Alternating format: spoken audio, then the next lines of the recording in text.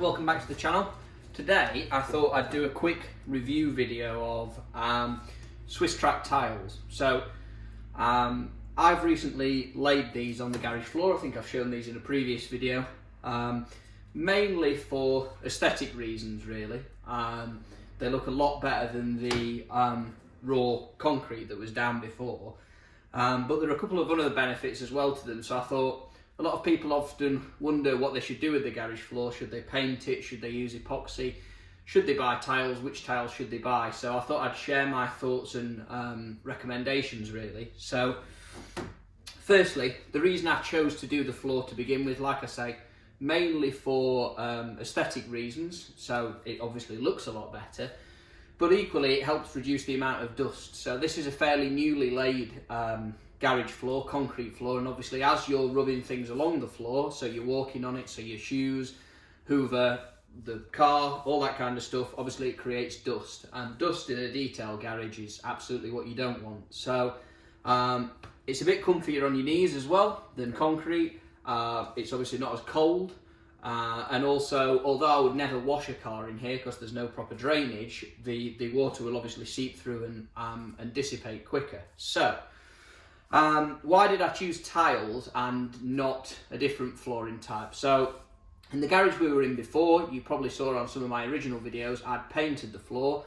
I must have sealed it probably 10 times, if not more, and put millions of layers of paint down. I chose really good paint, and it still chipped and it still flaked. So I knew I wasn't going to use paint. So I thought about porcelain tiles, but then I thought expensive. So then I thought about epoxy resin. So there's obviously the kits you can get yourself for about 150 quid and you can do the floor. The advice I was given was, unless you have epoxy done properly, again, you're not going to get a perfect finish. It'll be better than paint, but it still won't be as hard wearing. So then I looked at professional epoxy coatings. They were coming out quite expensive. I can't remember what the quote was to do this garage that's a little bit bigger than single, but it was a lot. And again, you can still chip an epoxy floor. If you drop something that's sharp or heavy on the floor, it's still going to chip. So then I started looking at tiles. I read a lot of reviews. I took some recommendations from Nick at Young Cars as well, in terms of what he's done in his detailing garage. And he recommended these Swisstrax tiles. They don't appear to be that popular in the UK. So when I was having a look around, there were lots of rubber tiles, vinyl tiles, PVC tiles, and a lot of the reviews on the cheaper ones were quite poor, because if you drove a vehicle over them, especially a heavy-ish vehicle with big wheels, the corner of the tiles were prone to popping up on some of the rubber tiles, so you ended up with an uneven floor. They weren't that strong. So really, I ended up only being left with one choice, which was what had been recommended to me originally anyway, which is the Swisstrax tiles. So these tiles I've got some sort of patented technology in terms of the way that they're created in the injection mould. So if you can have a look at them, they are incredibly strong. So there's a little bit of flex in them, but the amount of weight that can be taken per tile is in the tons.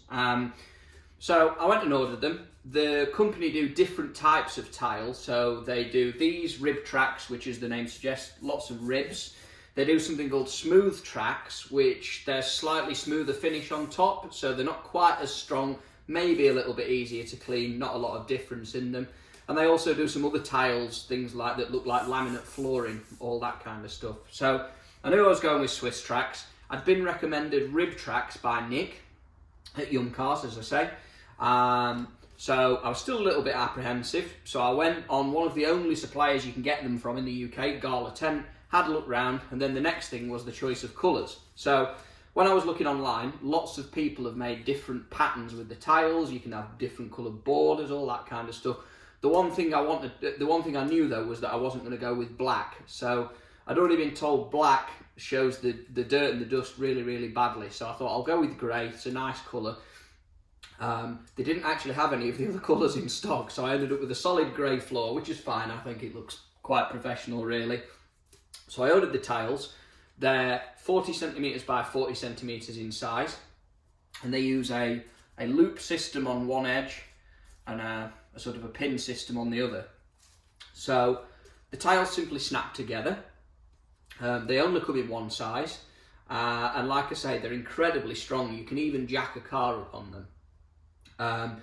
So overall, so far, I've been very impressed with them. So if you think about ordering these tiles, there's a couple of things you probably should know. So they are still expensive. The Ribtrax tiles, these come in at just under £6 a tile, I think. So if you've got a standard single garage, to do it, it's going to cost you probably in the region of £700 or so, which is a lot of money, but you're going to get a professional finish, and I think it's still cheaper than getting in a professional epoxy job. If you've got a garage a little bit bigger than single or a double, obviously the cost is going to go up. The second thing that you probably should know is you are liable to get some wastage. So unless you're incredibly lucky, you are going to end up cutting the edge row, which is what I've had to do down here. Now, the problem with cutting the tiles is, because you've obviously got the hoops and the pins around the edge, once you've cut a tile, you can't then use the rest of the tile because you've now not got any mechanism of fastening it on the cut edge. So obviously I only wanted, 10 centimetres or so down the edge, so I had to spend a lot of money, obviously on 15 tiles or so, to go down the side to basically throw 3/4 of each tile in the bin, which was a bit of a shame. But the alternative was obviously leaving a gap of concrete down the edge, which would have looked crap. So something else for you to bear in mind. One of the other things you can bear in mind is, and this is where I cocked up, shall we say, you want to start in the corner closest, either corner closest to the door. And the way that you want to lay the tiles is so that your next tile is going on top, rather than having to peel each tile up to obviously slip the hoops under. So that's fine. I started laying all the tiles out, snapping them together, bang, bang, bang. Literally, you can lay the whole floor in an hour. Then the ramps arrive. So if for the front of your garage, and I'll show these in a second, you can get some ramps just to finish it off neatly. And the ramps had got the pins rather than the hoops. And the way I'd laid the floor, which was as per the instructions, it meant that the ramps were incompatible with the floor.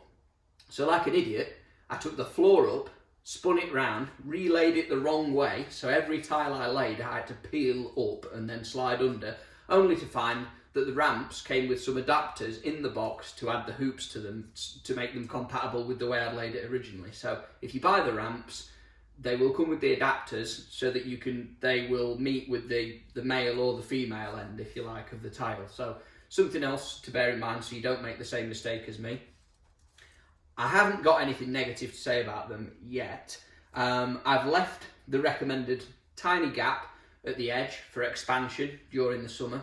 And the only other thing I'd say is when you're laying them, if you do go for these, just be careful with the pins, because they are cut down the middle. So if you're a bit careless, when you press each tile down, and they don't need a lot of force, by the way, you just walk over them, you can split the pin sometimes if it's not engaged properly and you get a little lip in the tiles. So you just need to then peel it back up, push the pin back in. But they're incredibly strong. I think they look incredibly good.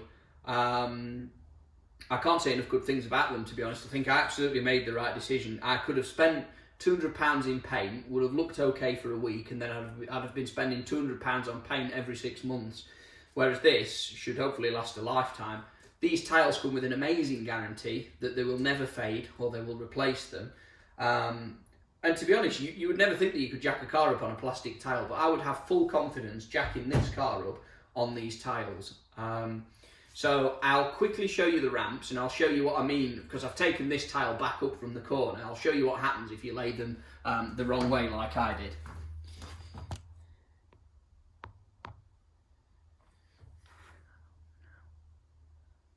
So this is where the corner tile I've just taken up to show you has come from. This is the back corner furthest away from the door. So if you're a bit of a donkey like me and you lay the tiles down the wrong way, and you will know you've done it the wrong way because it's incredibly hard work, rather than the tiles being the right way around, so the next tile along can engage into the hoops, you end up with this situation where we've got the pinned side here. And obviously, when I come to put the tile in with the hoops, rather than pushing this tile on top of the next one, you now have to peel this one up and this one up at the same time to slot this tile under. So I'll see if I can do it one-handed while we're filming. If not, I may need to put it back in afterwards. So this just demonstrates how tricky it is, because you've now got to pull this up, slide this back under both parts, and then what you can do is, that's the tile you roughly engage, you put your foot on and you'll hear the tile snapping back into place like that. So you imagine how much more difficult that is, doing the entire floor, than basically just banging them on top of each other.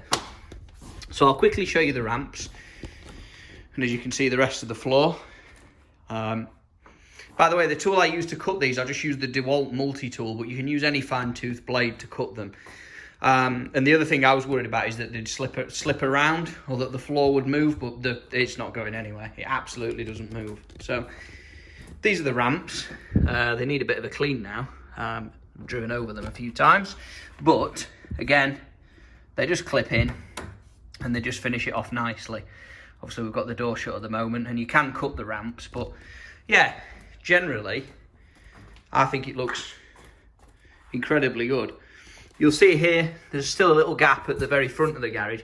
It's difficult to finish bits like that off, because I'm not prepared to just buy tiles to cut, to obviously put, you know, tiny little pieces in, because it's going to cost, you know, if you're going to do that around the whole garage, that's going to cost quite some money. So if you're a perfectionist, you could cut another tile and put it in there. But generally, I'm very happy with how it's turned out. So as I say, I'll put a link in the description to where you can get these tiles from. But yeah, thanks for watching. If you've enjoyed the video and you've stuck around with my rambling for this long, then please subscribe. Thank you.